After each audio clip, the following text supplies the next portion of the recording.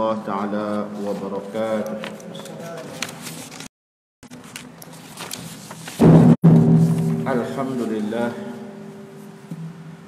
الحمد لله رب العالمين.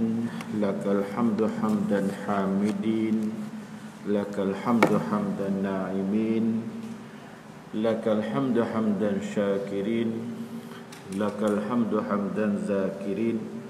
الصلاة والسلام على أشرف الأنبياء والمرسلين وعلى آله وصحبه أجمعين. رب اشرح لي صدري ويسر لي أمري واحلل عقدة من لساني يفقهوا قولي.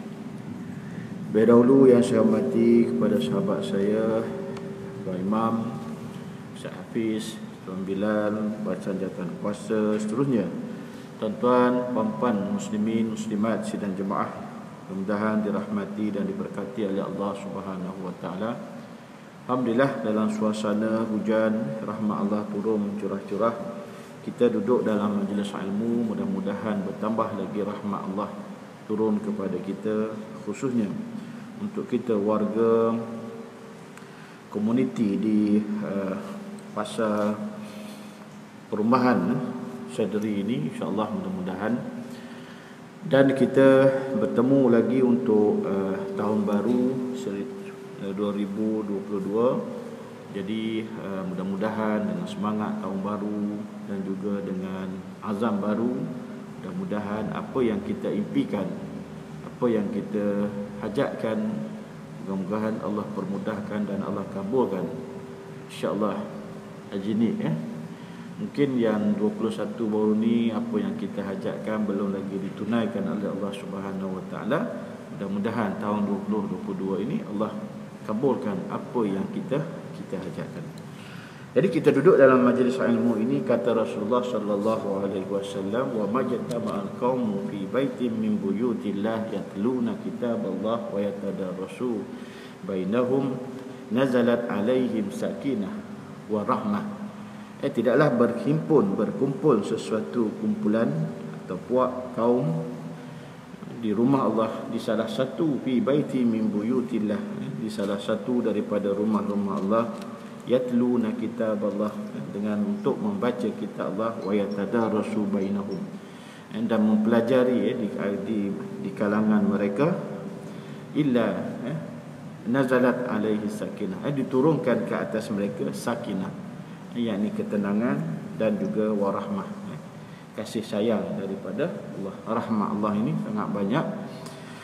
Jadi mudah-mudahan Allah turunkan rahmat dia kepada kita sepanjang masa, insya-Allah.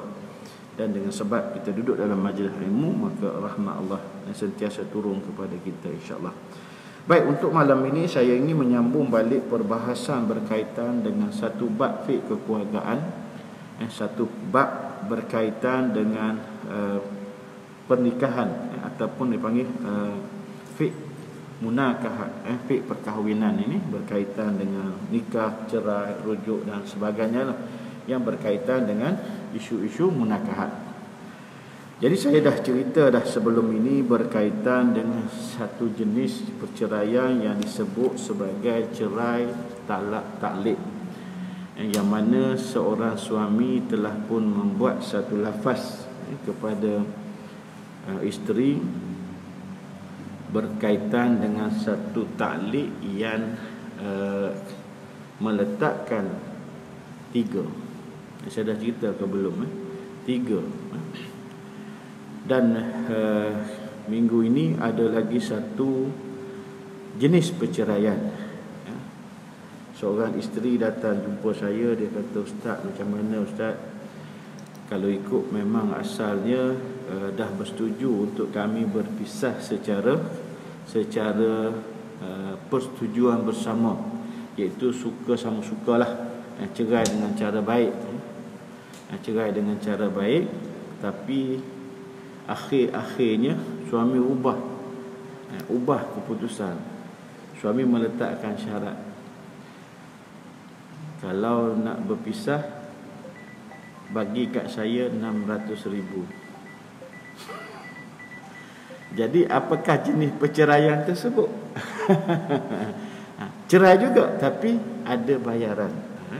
Sebab talak ini dia ada calak yang biasa, yang bercerai biasa, yang suami lafaz, sama ada secara sarih ataupun secara kinayah. Dan perceraian tersebut dia akan berlaku serta-merta bila mana suami melafazkan lafaz cerai tersebut. Sama ada sarih, saya cerai awak dengan talak satu, maka dia jatuhlah talak satu. Ataupun secara kinayah, kita berdua ni dah tak ada tak ada jodoh, awak baliklah rumah mak awak. Apakah itu cerai ataupun tidak bergantung kepada niat suami. Mungkin dia termasuk dalam cerai secara kinayah. Suami niat cerai dah, kita dah tak ada jodoh, awak baliklah rumah mak awak, kita dah. Maka kalau suami niat cerai, maka jatuhlah cerai. Ketika itu juga jatuhnya cerai. Manakala ta'liq ialah satu perceraian yang diucapkan oleh suami dengan menggantungkan kepada sesuatu perbuatan atau sesuatu perkara. Sesuatu perbuatan, menggantungkan sesuatu perkara atau perbuatan. Sama ada perbuatan tadi ialah berupa dilakukan oleh pihak suami, dilakukan oleh pihak isteri, ataupun dilakukan oleh suami, ataupun dilakukan oleh orang lain, dan juga benda-benda lain yang diucapkan oleh suami. Dan dia tidak jatuh ketika suami lafazkan, tapi dia akan jatuh ataupun terjadinya talak bila mana perkara tersebut berlaku. Dalam kes yang saya ceritakan dulu, kalau tak silap saya lah, suami menyebut, sekiranya awak ungkit lagi soal saya bagi duit kepada mak saya cerai awak dengan talak 3. Jadi kalau isteri tak ungkit soal bagi duit kepada mak, maka dia tak jadi. Tapi kalau isteri ungkit soal suami bagi duit kepada mak, maka dia jadilah pelanggaran tersebut. Maka ketika itu jatuhlah talak. Berapa bilangan dia? Sebagaimana yang disebut tadi. Yang ini yang kita nak sambung, tuan-tuan. Kalau yang tadi yang saya kata dalam minggu ni, isteri datang, Ustaz, macam mana saya nak teruskan ataupun tidak? Saya kata lawan. Lawan lah, sebab dia dah masing-masing lantik lawyer kan. Nak perceraian cara lawyer lah. Tapi susah lah kalau suami tak bagi kerjasama dan suami meletakkan syarat, nak cerai boleh bayar kepada saya dengan sekian-sekian. Maka dia jadi perceraian tadi ialah perceraian secara khuluk. Tapi sepatutnya perceraian secara khuluk ni isteri yang mohon dengan mahkamah untuk bercerai dengan suami. Tapi dia boleh terjadi juga asalnya daripada perceraian biasa, suka sama suka, nak pergi mahkamah dan akan berlakunya perceraian di dalam mahkamah.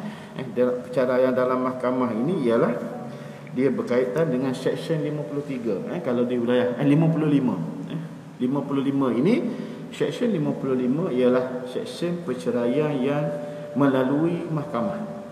Kalau Seksyen 55A iaitu perceraian yang bukan melalui mahkamah. Suami lafaz kat rumah, suami lafaz kat pejabat tepi kereta mana, pasar malam, di restoran di mana tu, dia panggil perceraian luar mahkamah. Suami apa orang kata, dah dalam tangan dah 1000 tu memang melayang lah, sebab bercerai tanpa kebenaran mahkamah. Bercerai tetap berlaku, tapi denda pun berlaku sebab dia bersalahan dengan Seksyen 55A, iaitu perceraian di luar mahkamah ataupun perceraian tanpa kebenaran. Jadi daripada asalnya perceraian dengan Seksyen 55 persetujuan bersama tadi, tapi suami dah ubah, bolehlah saya pun nak hidup juga selepas ni. Suami cakap macam, biasanya isteri kan, saya nak hidup juga lepas berpisah dengan abang kena bayarlah muta'ah kat saya, sagawati kat saya, sekian-sekian. Tapi itu bila dah berlaku perceraian, ini suami yang minta. Maka kalau terjadi persetujuan tadi di pihak isteri, maka dia panggil perceraian secara khuluk, perceraian secara tebus talak. Yang itu kita akan baca, kita akan bincang kemudian. Yang kita nak sambung ialah perceraian secara ta'liq. Ta'liq. Perceraian secara ta'liq, dan kalau kita nak rujukkan kes yang saya sebutkan tadi, suami dah sebut dah, ta'liq tadi dia tidak boleh ditarik balik. Kalau isteri langgar saja, maka dia jatuh 3. Dia jatuh 3. Di Malaysia kita ini, kalau suami sebut jumlah tadi, semua negeri dia akan jatuh 3. Jatuh sebagaimana bilangan yang disebut, kecuali satu negeri sahaja di utara. Dia melihat ayat talaqum marratan, talak ini 2 kali. Tak kiralah kali pertama tadi sebut 3 ke, dia jatuh 1. Kali kedua sebut pula 3, jatuh 1 juga. Jadi dia campur 1 campur 2 jadi 2 talak. Tapi kalau di negeri-negeri lain, hatta di wilayah persekutuan ni khususnya, kalau sebut 1 jatuh 1, sebut 2 jatuh 2, sebut 3 jatuh 3. Dia mengikut bilangan majoriti negeri yang ada di Malaysia. Hanya satu negeri sahaja. Tapi kita tak boleh lah bercerai di Putrajaya, nak pergi file di mahkamah di sana, tak boleh sebab alamat tempat tinggalnya di Putrajaya. Baik. Yang dimaksudkan dengan ta'liq ini ialah satu pembubaran perkahwinan yang diakui oleh syarak. Satu pembubaran, satu bentuk perceraian yang diakui oleh syarak. Dia tidak salah. Tidak salah. Walaupun suami menggantungkan ucapan dia tadi dengan perbuatan, tak salah, diakui. Semua 4 mazhab menerima perceraian secara ta'liq ini. Tak ada yang mengatakan tak berlaku. Semua 4 mazhab jatuh berlakunya sekiranya suami melafazkan ta'liq tadi dan dia tak berlaku serta merta. Itu ta'liq tak berlaku. Dia berlaku bila mana perkara yang digantung tadi, perkara yang disandarkan tadi, perbuatan ataupun perkara tadi berlaku. Baik. Itu yang pertama, diakui. Jangan kata mazhab Syafi'i saja yang menerima perceraian secara ta'liq. Mazhab lain tak ada. Hanafi, Maliki, Hambali, semuanya menerima. Dan dia berlaku, dipanggil juga sebagai talak ini ialah talak mu'allaq. Talak yang tergantung. Bukan gantung tanpa tali, bukan. Talak yang tergantung selagi mana tidak berlaku pelanggaran. Contoh umpamanya, sekiranya awak keluar rumah, maka jatuhlah talak 1. Tertalaklah awak dengan salat. Selagi mana isteri tadi tidak keluar rumah, maka tak jatuhlah talak tadi.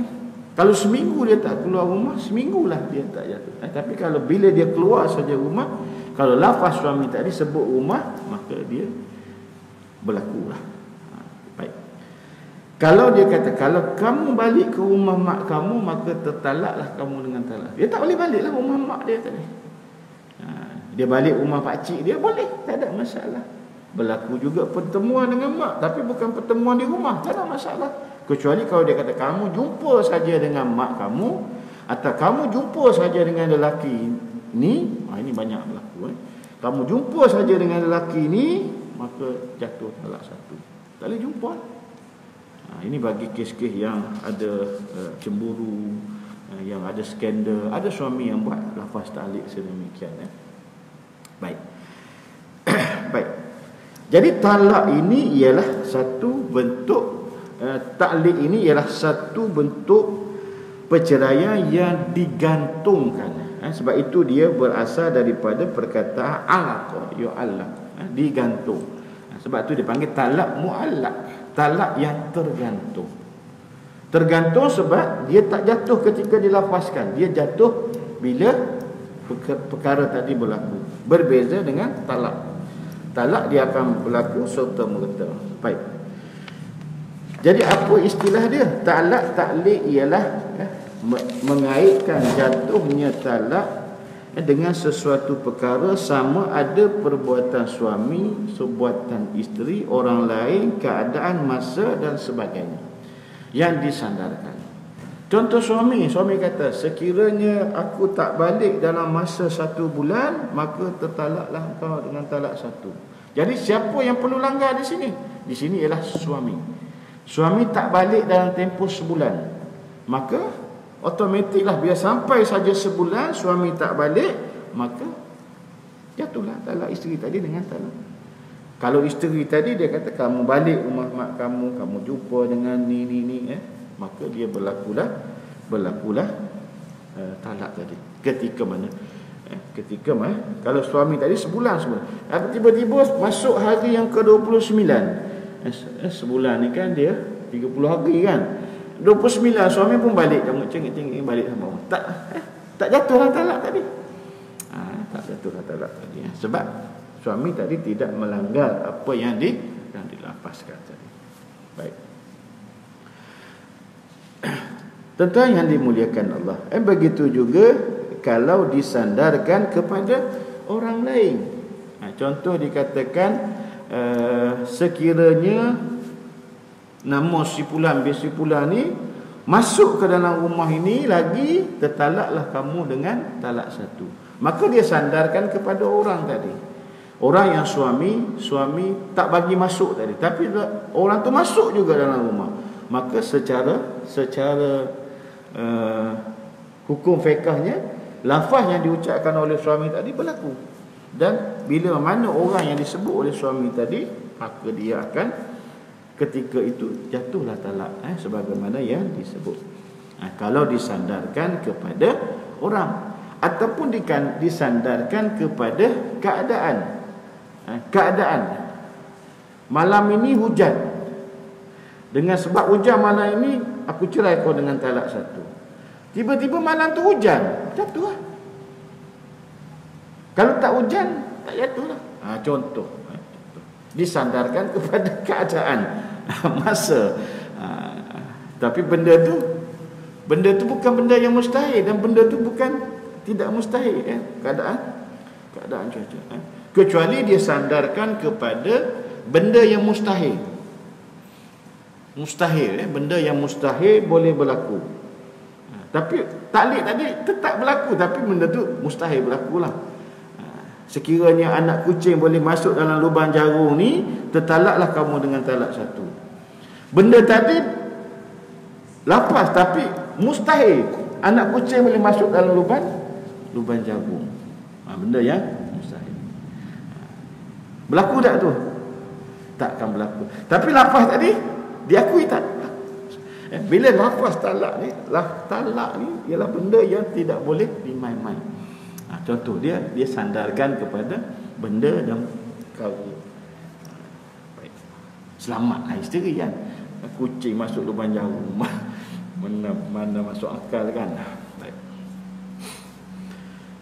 Baik, kita lihat bila Islam ini mengiktiraf, mengakui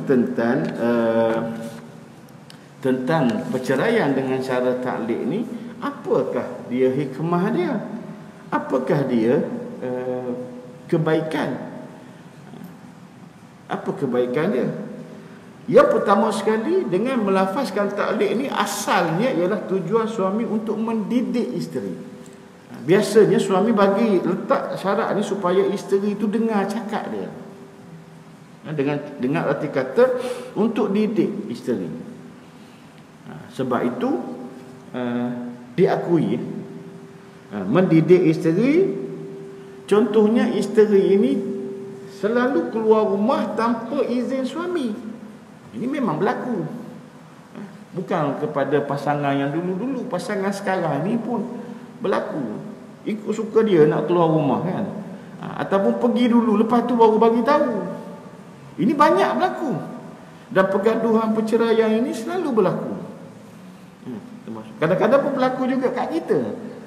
Isteri kita, isteri ustaz pun sama. Pergi dulu baru bagi tahu kan. Maklumlah, nak pergi pasar malam ataupun nak pergi shopping, piti dia, duit dia kan. Tapi sepatutnya hukumnya mesti bagi tahu. Suami nak marah pun biarlah, tapi sepatutnya dia kena bagi tahu. Jadi tujuan taklid tadi asalnya adalah untuk mendidik isteri. Ataupun isteri ini selalu tidak memenuhi apa yang suami cakap. Biasanya ada dua perkara lah: keluar rumah tanpa izin. Satu lagi, keluar rumah ni kadang-kadang berpakaian yang tidak yang suami tak suka. Suami tak suka dengan berpakaian, apatah lagi kalau pakaian tadi tidak menepati syah. Suami pun sebut, kamu keluar rumah lagi kalau pakai macam ni, aku cerai kau dengan talak satu.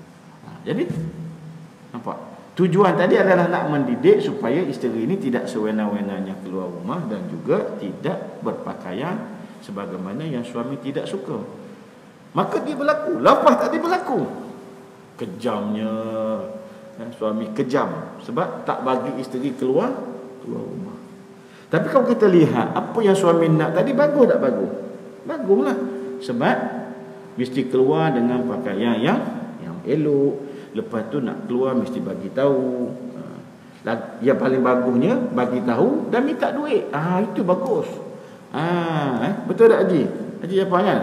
Itu. Abang nak pergi ni, minta sikit. Minta sikit belanja kan. Itu. Gurau je. Tapi itulah sebenarnya untuk mendidik. Tetapi ada lagi hikmah yang berikutnya. Selain daripada nak mendidik, ialah untuk memelihara hak kebajikan isteri pun boleh. Ini untuk kebaikan hak dan kebajikan isteri. Maka apa nama ni, boleh berlaku. Sebab itu ta'liq ini dia ni bukan hak suami. Ta'liq ini bukan hak isteri, hak suami. Tapi dalam situasi boleh isteri meminta. Hak biasa ni pun isteri minta, gaduh sikit, lepaskan aku, ceraikan aku, biasalah kan. Tapi ta'liq ni isteri boleh minta dengan suami supaya dibuat lafaz ta'liq. Lafaz ta'liq. Bila mana nak memelihara dan nak menjaga kebajikan isteri ini, umpamanya suami seorang yang barang, seorang yang kaki pukul, benda kecil saja pun dah jadi benda yang orang kata naik selalu dah. Smackdown selalu dah. Bukan setakat kaki je, siku, tangan, lutut semua yang naik kepada isteri. Jadi kalau sering saja suami tadi memukul isteri, memudaratkan isteri dengan perlakuan secara kasar, fizikal tadi, maka isteri pun boleh buat. Sekiranya abang boleh tak lafazkan ta'liq, sekiranya abang pukul saya lagi, abang terajang saya lagi, abang smackdown saya lagi, jatuhlah talak satu. Dan suami pun setuju, dan suami lafazkan. Jika, sebab ta'liq ni dia ada perkataan ada waktu syarat. Dia ada perkataan jika, ada perkataan sekiranya, ada perkataan apabila, ada perkataan seandainya. Lebih begitulah, lebih kurang begitulah. Mesti ada perkataan yang disandarkan. Jadi suami kata, okeylah, jika abang pukul lagi selepas ini, maka jatuhlah talak satu. Maka benda tu dah jadi lafaz ta'liq. Untuk tujuan apa? Menjaga kebajikan isteri tadi. Nak menjaga hak isteri tadi supaya tidak diperlakukan dengan kejam oleh suami. Baik tuan-tuan. Begitu juga dalam lafaz ta'liq. Saya lupa nak maklum tuan-tuan. Sebenarnya ta'liq ni dia ada dua. Dia ada dua.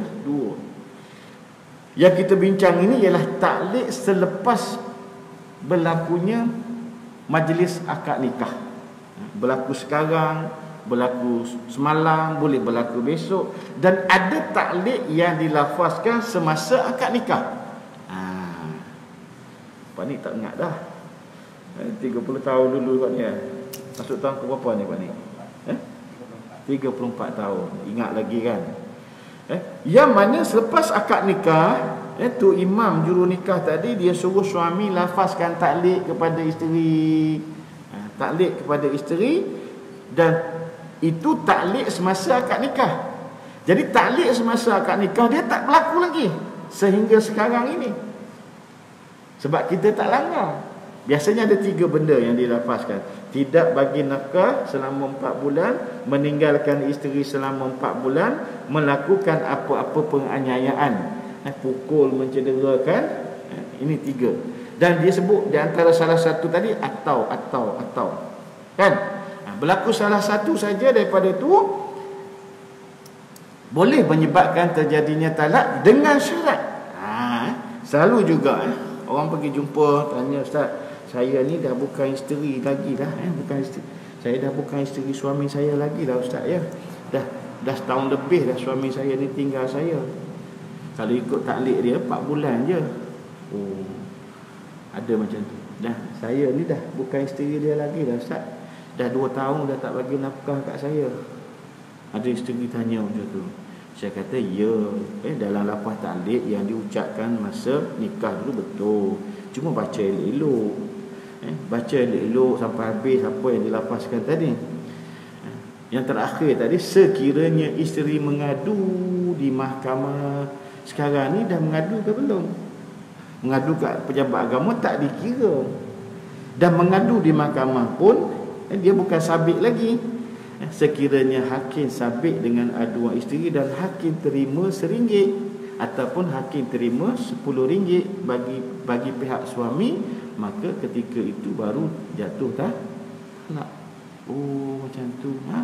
Kalau dah setahun dah tak balik, 2 tahun dah tak bagi nafkah, pergilah buat tuntutan lafaz taklid di mahkamah.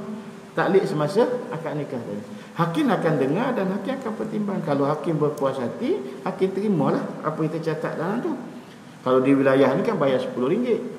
Kalau nikah dulu kat Kedah, mungkin nikah kat Pahang dulu kan bayar RM1. Maka ketika itu hakim terima bagi pihak suami, maka jatuhlah talak. Baik. Itu taklid semasa akad nikah dan taklid semasa selepas majlis akad nikah yang berlaku bila-bila masa saja suami melafazkan taklid. Baik. Boleh faham tuan-tuan? Yang kita bincang ni adalah taklid yang suami ucap bila-bila saja dia boleh terjadi dan tergantunglah dengan perkara tadi. Baik, kita tengok hikmah yang ketiga. Tuan-tuan yang dimuliakan Allah. Yang ketiga juga, taklid tadi adalah untuk meyakinkan. Untuk meyakinkan ini sama ada untuk meyakinkan isteri lebih-lebih lagi lah, ataupun nak membuat sesuatu perjanjian yang tadi betul-betul solid lah. Solid. Umpamanya suami berkelakuan yang tidak baik, berperangai yang tidak baik, berperangai yang tidak baik. Umpamanya suami kaki judi, suami kaki botol, kaki daun ketum, kaki perempuan, yang maksudnya benda-benda yang tidak buruk akhlak lah. Jadi suami tadi nak meyakinkan isteri, sekiranya jika apabila abang berjudi lagi, maka tertalaklah awak dengan talak 1. Maka dia jadi. Jadi suami tadi melafazkan, nak meyakinkan kepada bahawa dia tak buat dah. Abang tak akan menagih dadah lagi. Contoh, benda buruk ni, abang tak akan main perempuan lagi. Tapi kalau dia buat, walaupun tanpa pengetahuan isteri, benda tadi berlaku tak? Berlaku. Saya pernah beberapa tahun yang lalu, seorang isteri datang jumpa. Dia kata, Ustaz, saya serba salah. Nak tanya Ustaz lah, apa yang perlu saya buat? Sebelum ini suami saya telah melafazkan janji lah. Taklid ni aku janjilah. Melafazkan janji kepada saya yang saya kira janji tadi adalah taklid. Sekiranya saya meragut lagi, suami dia kerja meragut. Dulu memang famous lah, kat KL ni kes-kes meragut, ada yang sampai meninggal pun ada kan, jatuh motor. Jadi suami dia ni melafazkan sekiranya dia meragut lagi, membuat kerja-kerja yang tadi dengan cari makan dengan cara yang tidak halal tadi, bagi makan kat isteri, bagi makan kat keluarga dengan cara yang meragut tadi, suami buat lafaz taklid. Kalau dia buat lagi kerja tu, isteri dia, tapi saya kira suami saya masih lagi ustaz. Macam mana walaupun dia tak mengaku dengan saya. Naluri insting seorang isteri. Macam mana awak tahu? Saya tahulah. Dia ada duit tapi kerja tak ada. Gitulah. Jangan tuduh sembarangan puan. Saya kata kalau tak ada bukti, jangan tuduh. Tapi saya merasakan dia masih lagi membuat kerja-kerja yang tidak baik tadi. Kalau dia pergi mencuri, tak jatuh. Kalau dia meragut, sebab dia berjanji, ragut ni maksudnya tengah bawa motor, sama ada dia yang ragut ataupun kawan dia ragut. Itu istilah ragut. Kalau dia pergi pecah rumah, curi, itu bukan ragut, itu mencuri.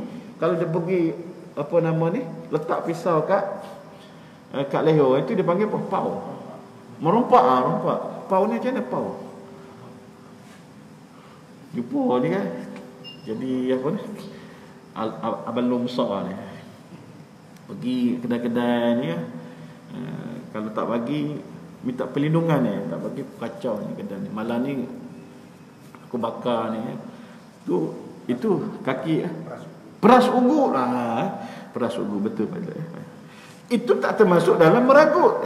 Dalam meragut tadi ialah diragut ketika atas motor ataupun ketika orang dia berjalan bagi ragut, tarik daripada belakang lari, itu meragut. Jadi kalau suami meletakkan syarat tadi kepada benda tadi, boleh untuk meyakinkan. Boleh. Jadi itu di antara beberapa perkara yang inilah. Baik, tuan-tuan yang dirahmati Allah. Bila dah suami lafaz tadi, dia tak boleh tarik balik dah. Dia tak boleh tarik balik. Baik, kita tengok lagi. Dia taklid tadi, dia adalah hak suami, bukan hak isteri. Tetapi isteri boleh meminta dengan syarat-syarat tadi. Syarat-syarat macam tadilah, untuk meyakinkan, untuk menjaga kebajikan tadi, isteri boleh. Tapi yang melafazkan adalah suami. Okay, baik. Kita lihat hukum dia. Hukum taklid ni, perceraian secara talak taklid ni, hukum dia asalnya sama macam hukum perceraian biasa. Dia adalah makruh. Hukumnya adalah berdasarkan yang disebut oleh hadis baginda Nabi sallallahu alaihi wasallam, abghadullah al-halal at-talaq. Benda yang dibenci oleh Allah, benda yang halal dibenci oleh Allah ialah talak. Samalah juga tadi. Baik. Dan dia pun sebenarnya ditegah, kalau boleh kena elaklah satu perkara yang mamnu, yang dilarang, yang ditegahlah. Tapi dengan sebab tadi, atas dasar nak mendidik tadi, maka dia boleh. Dia boleh juga. Maka dia dibenarkanlah. Kalau atas dasar nak mendidik tadi, dia dibenarkan oleh syarak, walaupun benda tadi dilarang. Benda yang halal yang Allah benci ialah talak. Kalau boleh jangan dilakukanlah. Tapi atas dasar mendidik tadi, maka dia boleh. Dan dia boleh jadi taklid tadi boleh bertukar menjadi haram. Lafaz tadi tetap berlaku. Lafaz tadi tetap berlaku, tapi dia jadi haram. Sama jugalah talak yang biasa tadi kan, dia ada talak sunni, talak bid'ah kan. Haram yang bid'ah tadi yang ketika isteri sedang haid, ketika isteri sedang nifas, ketika suci dan disetubuhi dan lepas tu dicerai, maka dia jadi talak bid'ah. Bukan talak sunni, talak bid'ah yang dilarang. Talak tadi tetap jatuh, tapi dia adalah berdosa. Sama juga kalau suami buat taklid yang mana untuk tujuan mendera isteri. Tujuan mendera isteri secara mental dan juga secara inilah. Ataupun suami tadi melakukan taklid terhadap perkara yang bercanggah dengan syarak. Bercanggah dengan syarak. Contoh, suami sebut, jika awak baca Al-Quran lagi, saya cerai awak dengan talak satu. Masya Allah. Contohlah ni. Nampak tak?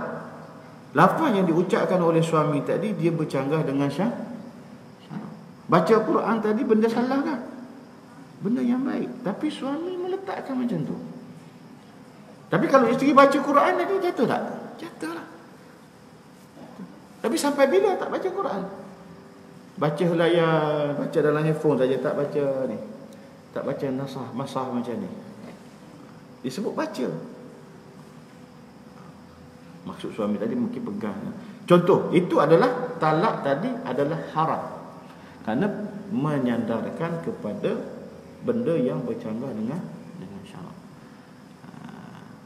Ada juga tuan-tuan yang dimuliakan Allah, seorang isteri yang baru nak berkahwin, dia datang ke pejabat, dia kata, saya nak tambah lafaz taklid.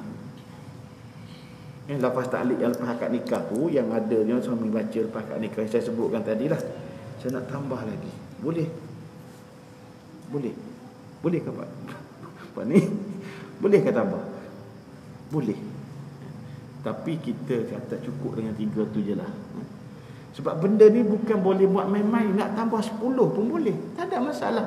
Tapi 10 tadi, pastikanlah benda yang kalau dilanggar boleh menyebabkan terjadinya talak. Kalau nak buat sendiri, buat selepas tu. Tapi dalam masa akad nikah tadi, kita kata cukup dengan 3 tadi. Tapi kalau dia minta juga nak, kita boleh masuk. Dari segi peraturan boleh. Saya pernah datang dulu, seorang bakal isteri tadi, dia nak tambah taklid sekiranya suami berpoligami. Maka terjadilah talak. Boleh. Jadi agak berni jugalah dengan saya.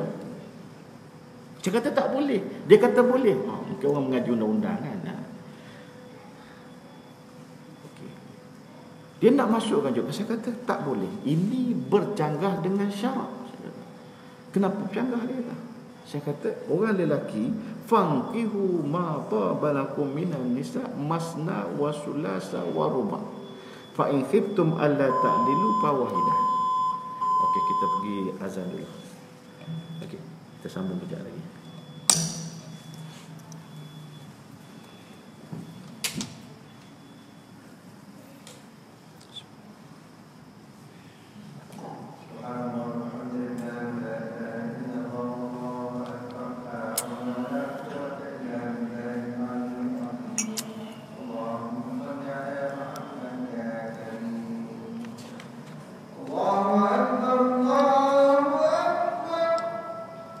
Allah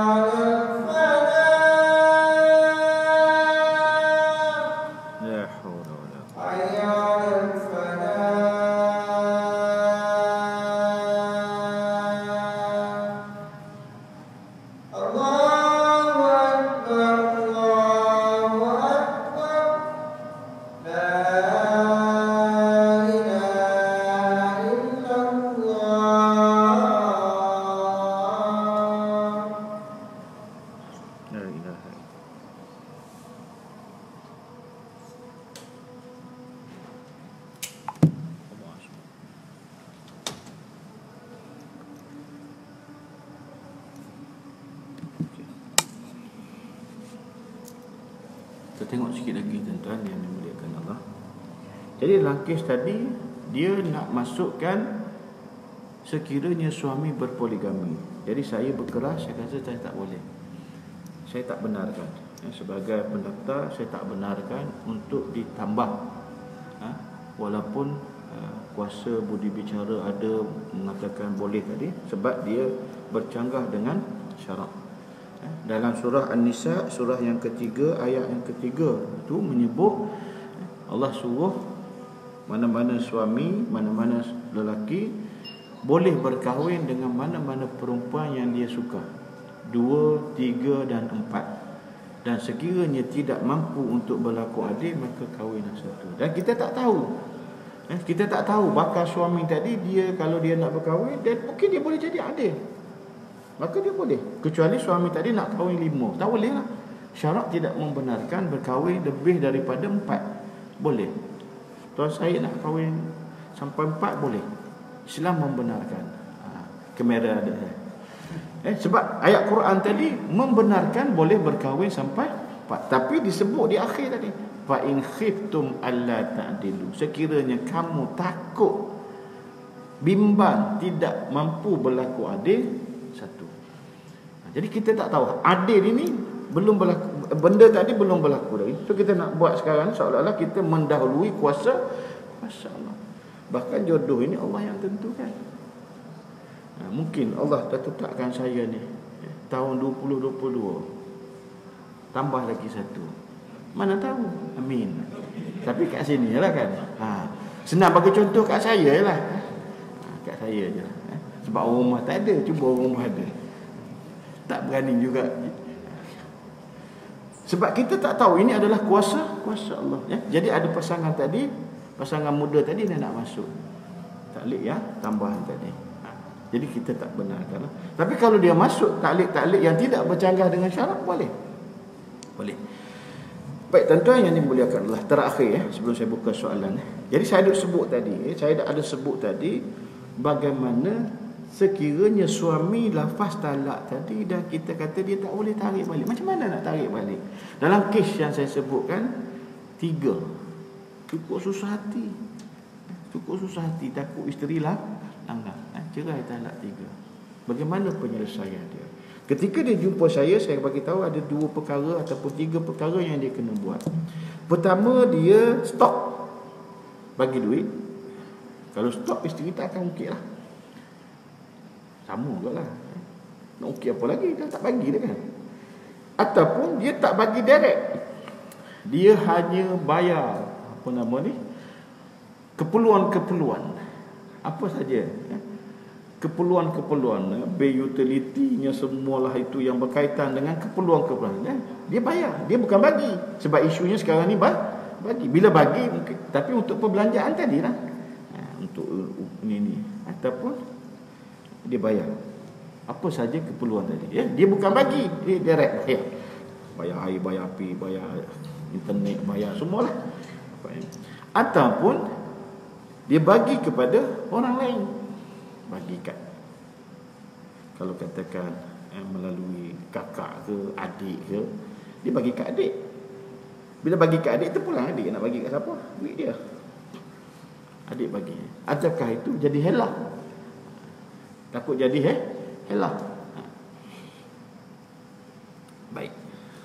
Itu kaedah supaya kalau dibangkit tidak direct tadi. Saya tak bagi kat mak, saya bagi kat adik. Kok dia lah nak bagi kat siapa? Saya bagi kat Puan Ni nak bagi kat Ustaz Alim. Itu pula yang saya janji tadi, saya tak boleh bagi ke Ustaz Alim. Itu yang saya tak boleh bagi Puan Ni. Sebab saya tak janji, kata tak boleh bagi kat Puan Ni. Itu salah satulah. Dan ada lagi satu, dan dia jumpa dengan saya, dia kata, boleh tak saya berpisah dulu? Saya berpisah dulu, lepas tu saya nikah semula. Jadi saya bincang dengan pejabat mufti, yang mufti kata boleh. Dan ada satu pendapat daripada mazhab Syafi'i kita, Imam Asy-Syirazi. Imam mazhab Syafi'i kata boleh.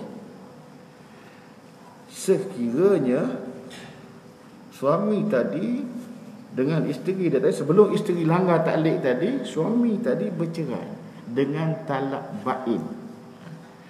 Talak bain. Bukan bain kubra, bain sughra. Bain ni sama ada dengan secara khulu, bayar, isteri bayar, ataupun dengan cara fasah.